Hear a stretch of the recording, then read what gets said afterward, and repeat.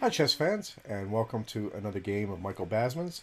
This one is from 1980, where he's playing Craig Pritchett with the white pieces, one of Scotland's strongest players. And this game features yet another outing of the St. George defense. Back then it was still in its infancy, but this game remains important theoretically. And incidentally, I've definitely decided I'm going to do a multi-part series on the St. George.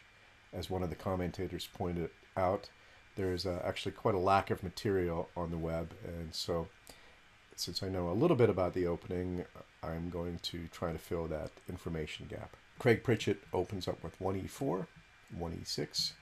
Now this is Basman's preferred move order, and you can actually reach the position of the game also from the 1a6 move order.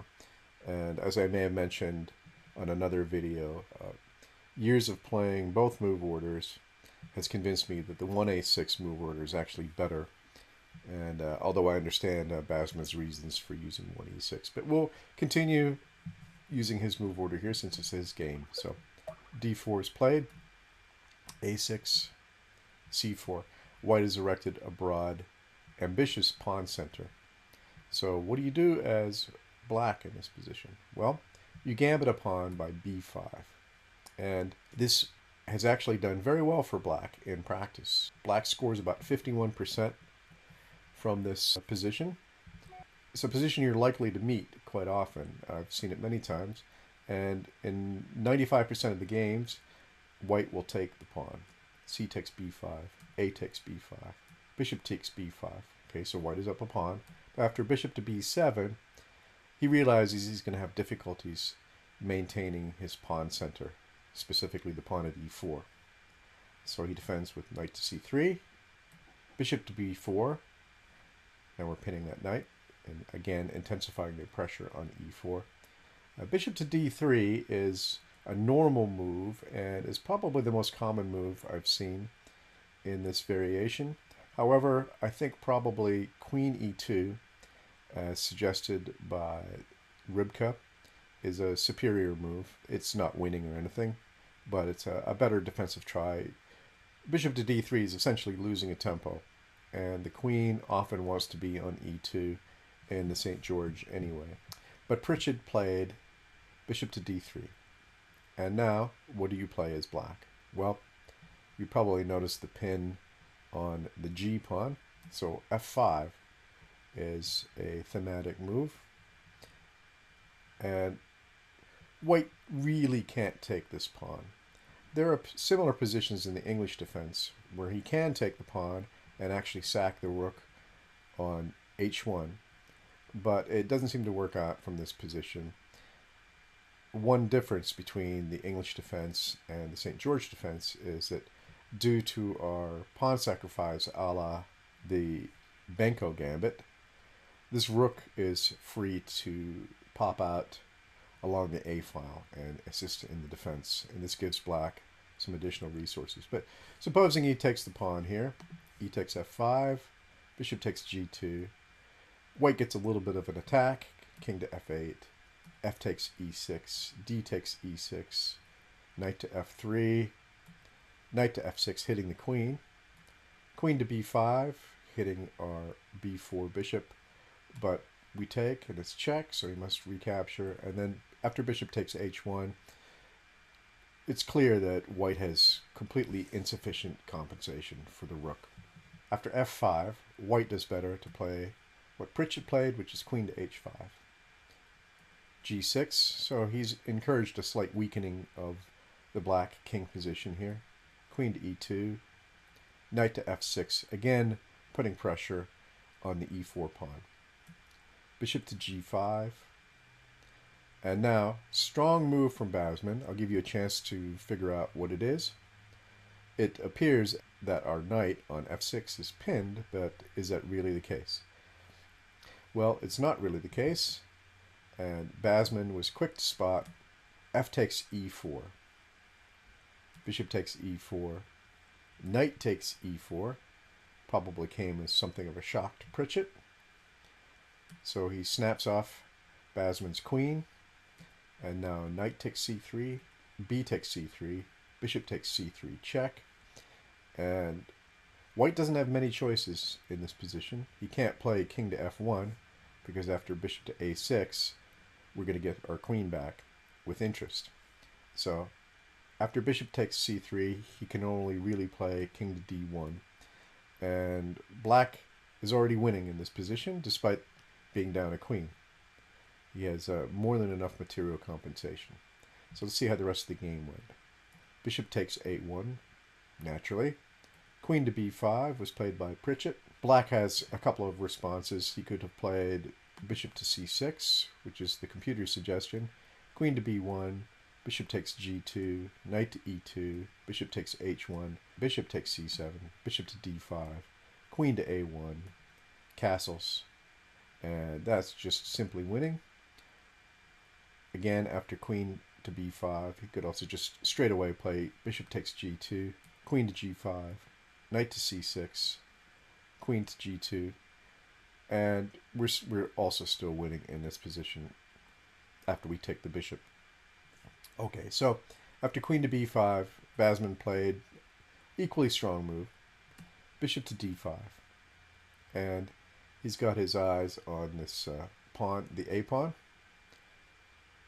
Now, white rescues his bishop. Bishop takes c7. Black castles. Knight to e2. Rook takes a2. Bishop takes b8. And there's a little bit of a tactic here. Rook to b2. And we get our bishop back. Now, he can't counterattack if he plays queen to a4 to attack our bishop on a1. Rook to b1 is just simply winning.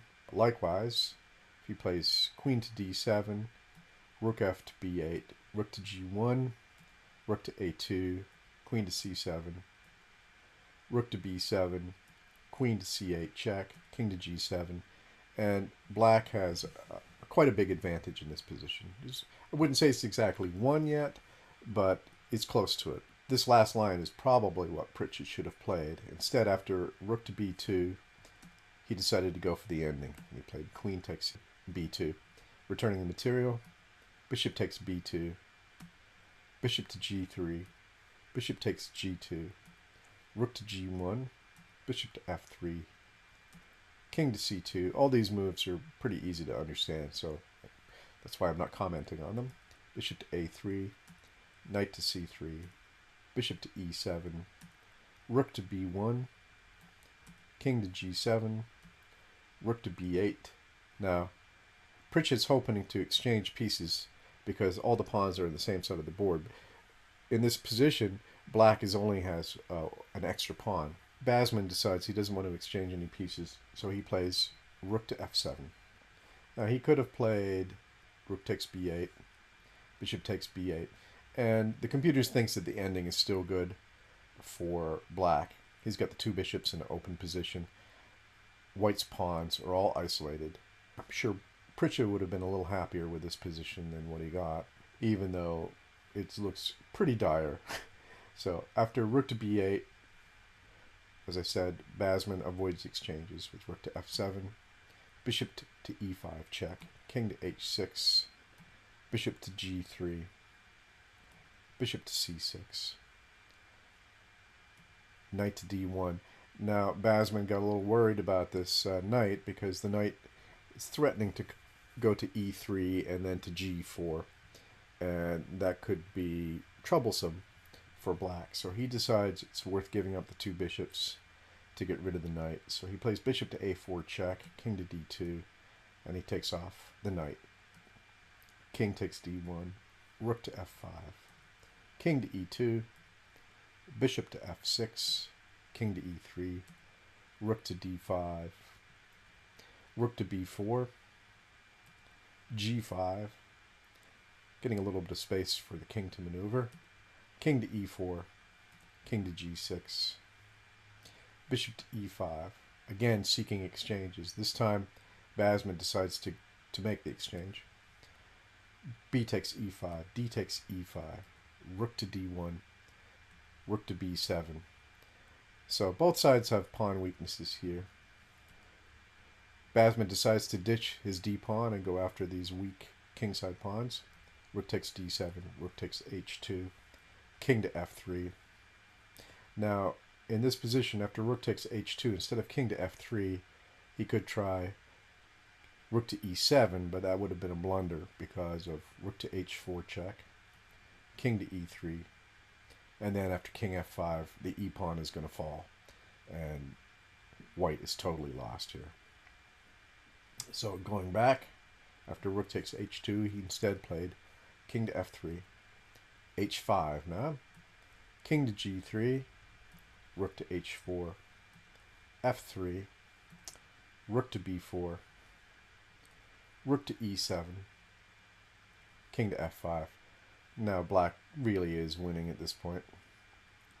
Rook to g7, rook to b3, pinning that pawn, rook to f7 check, king takes e5, rook to h7, h4 check, exclam, because after king to g4, what would you play as black here? Your g-pawn is under attack, and if the g-pawn falls, the h-pawn might not be far behind, and maybe white is getting a draw here. But no, he isn't, because after rook to b1, the king could take on g5, but Basman's seen all this. Rook to g1 check, king to h4, and we skewer, and he's losing a rook. Or after rook to g1 check, he could try king to h5, but then his king is trapped and cannot move aside, and meanwhile we just advance the pawn to h1, and it would be checkmate. Good endgame play from Basman here. So after rook to b1, Pritchett finally sees this. He plays f4 check, g takes f4, rook takes h4, king to e4. Now we've got two connected pass pawns, so the win is only a matter of time. King to g5. Let's just see how Basman finished off here. e5, king to f6, rook to b6 check, king to g5. Now, in his annotations, Basman criticized his own endgame play. He said that he was making heavy weather of it. But analyzing the game with Rybka, Rybka actually likes all his moves, and it seems like there was really nothing he could do to improve his play. So Basman tends to be self-deprecating sometimes, and in this case he was self-deprecating himself for no good reason. All right, rook to b8, king to f6, king to d4, king to e6, rook to b5, king to f5, king to e3, rook to h1, e4 check, the discover check, king to g4, f3, rook to e1 check, king to d3, king to f4, f2. Now he can take the pawn, obviously, on e4, but black has the queen. He played rook to a1, and then after e3, he resigned. Finally threw in the top. A very nice effort, smooth play from Basman. Good middle game play, good end game play in a interesting opening. I hope you enjoyed this. We're going to have more games from Basman's golden days to come. So thank you for watching. As always, it's always appreciated if you leave a comment or press the like button, but it's not necessary. I make these videos anyway, so we'll hope to see you soon. Bye-bye.